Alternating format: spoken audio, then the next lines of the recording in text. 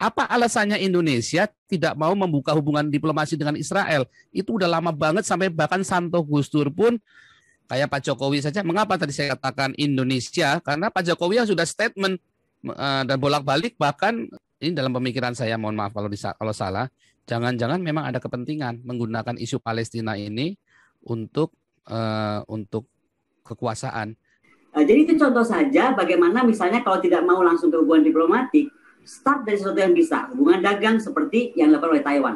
Taiwan ini sekarang udah bertahun-tahun loh Pak Zan, nggak pernah bilang dia di kantor kedutaan, tapi coba aja main-main ke kantornya. Sebelum melanjutkan, berdasarkan masukan dan permintaan subscriber, Reaksi Nusantara akan memberikan perlawanan terhadap narasi dan informasi yang berpihak. Supaya ada keseimbangan narasi atau sumber berita yang dipublikasikan di media sosial antara dua sisi dari sudut pandang yang berbeda. Reaksi Nusantara sangat peduli dengan masukan Anda yang Anda tulis di kolom komentar. Kami sangat berharap Anda tidak bosan dan terus beri masukan kepada kami. Kami akan selalu pantau masukan dan pendapat Anda dan akan kami realisasikan untuk mengedukasi mereka yang kritis pola pikir, supaya mereka tidak terjebak di dalam permainan narasi atau sumber berita yang menggiring ke opini tertentu. Agar mereka mengetahui kejanggalan dari narasi atau informasi berita yang mereka tonton lewat media sosial, karena keutuhan dan kedamaian bukan dari narasi yang disusun oleh narator dengan tujuan sangat beragam.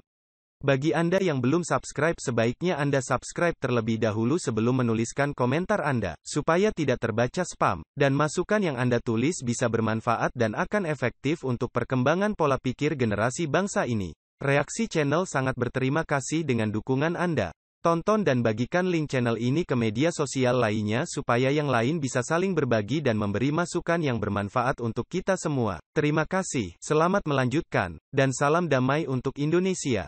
Ini benar-benar membuka paradigma yang baru bagi teman-teman yang ada 4.000 orang yang lagi nonton kita nih. Sebentar lagi 6.000. Ya, saya kira sebentar lagi, kemarin kita 2 kali 8.000 bersama Pak Ramzi dan dengan Ibu Monique Reikers.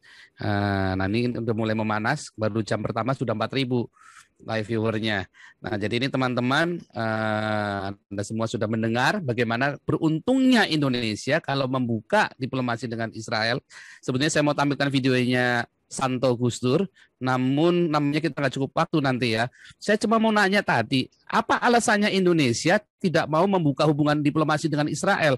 Itu udah lama banget sampai bahkan Santo Gusdur pun ya beliau mengaku bahwa sekalipun saya akan dibenci oleh semua orang Islam di Indonesia dengan statement saya. Bayangin sampai segitunya coba. Apa sih halangannya kita buka diplomasi dengan Israel ini? Malah kita lebih suka mendukung Palestina. Ada apa? Ya, saya kira pertanyaan sudah dilanjut, kemudian Ibu Monique akan melanjutkan. Ya, Ibu Koni, silakan. Oh, saya harus jawab nih. Okay. Iya, ini justru pertanyaannya kan heran kan kita kan. Nah, ya, itu kan aneh buat saya. Ya, sederhana aja pasangnya. Saya kira Gus Dur yang sudah demikian hebat. Kebetulan saya pernah diundang Mbak Yeni Wahid untuk bicara juga. Saya rasa tuh Gus Dur tuh hebat banget ya. Dan Gus Dur sudah jelas ngomong begini lah bahasanya. Rusia atau Cina yang katanya banyak komunis pun ya kan, itu sudah dibuka hubungan diplomatik lah. Israel ini sumbernya agama, segala macam agama di sana, dari mulai agama lahir pertama lah istilahnya. Kenapa kita nggak mau? Lah kalau saya pertanyaannya adalah kalau Gus Dur saja tidak mampu, nah gimana caranya nih kita melahirkan Santo Gus Dur tadi kalau kata Pak Fauzan yang baru yang berani bicara, karena menurut saya ini tuh yang terjadi lah ada blocking communication. Jadi ya satu hal masih percaya urusan agama banget gitu. Nah ini makanya kita mesti harus terus mendorong, menerang jelaskan bahwa isu ini bukan isu agama, terus mampu melawan propaganda yang salah. Itu aja saya kira Pak Zan. Karena Gus Dur saat menjadi presiden, saya rasa kemudian waktu itu tidak banyak pendukungnya. Mungkin saya harap sekarang kita bisa perlahan tapi pasti mendukung ini semua terjadi. Tapi sekali lagi kita dengan memahami juga situasi kebatinan masyarakat Islam Indonesia yang jelas segmentasinya lain-lain. Tadi contoh Ustadz Arifin Yahya misalnya kan menyatakan apa, tapi dibantah oleh oleh Afsar Abdallah kayak gitu-gitu. Nah, saya nggak mau terjebak sana karena saya bukan ahli agama Islam. Tapi intinya memang perjalanan kita masih panjang, Pak Zan. Kita masih mesti sabar, tapi bukan berarti nggak bisa.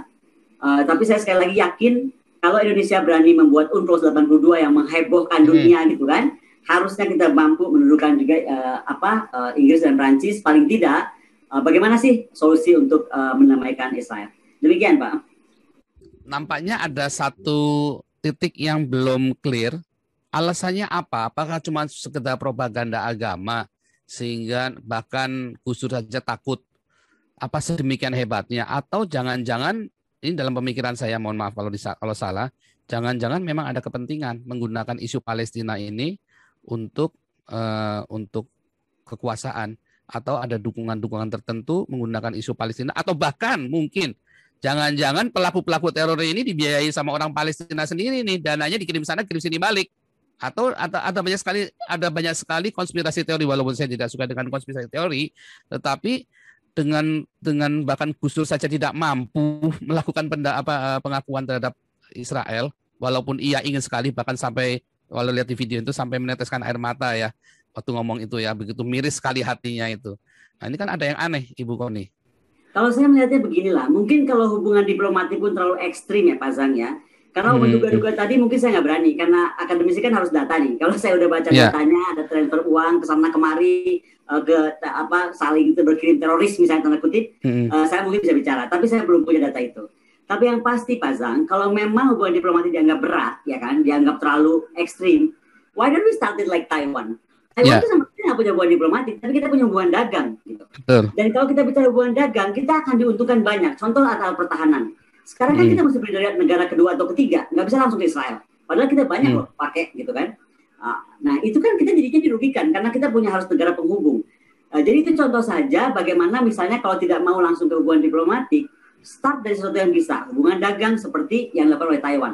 Taiwan ini sekarang udah bertahun-tahun loh Pak Zan, nggak pernah bilang dia di kantor kedutaan, tapi coba aja main-main ke kantornya, udah lebih kayak kantor kedutaan dan sudah ada di mana-mana juga gitu kantor dagangnya. Saya kira demikian Pak Zan. Oke, jadi memang namanya masih ada satu rahasia besar bagi kita semua. Apa alasannya nggak mau? Saya kira kalau alasan ini kita tidak pernah tahu selama-lamanya, kayak Pak Jokowi saja. Mengapa tadi saya katakan Indonesia? Karena Pak Jokowi yang sudah statement dan bolak-balik, bahkan Jokowi mengutuki Israel bolak-balik lagi, bilang waduh, saya bilang wah ini mainnya kurang jauh nih Pak Jokowi ini nampaknya. Oke, ini mungkin tanggapi sedikitnya Pak Zan. Ya. Ini ada yang barusan typing nih, LNC ya. Dia bilang bahwa saat kampanye Pak Jokowi berjanji akan menjadi hubungan dengan Israel kalau Palestina merdeka.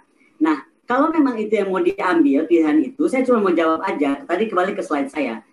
Kita mampu nggak menjaga sipadan Legitan? Mampu nggak kita menjaga nanti kira-kira isu Laut Cina Selatan lah kalau terjadi sesuatu? Mampu nggak kita menjaga Papua, ya kan? Nah itu masih yang depan mata aja, rasanya masih belum yakin 1000% bagaimana kita mau beresin deploy misalnya pasukan TNI ke Israel untuk mendukung kemerdekaan. Aduh, kayaknya bingung saya kalau itu.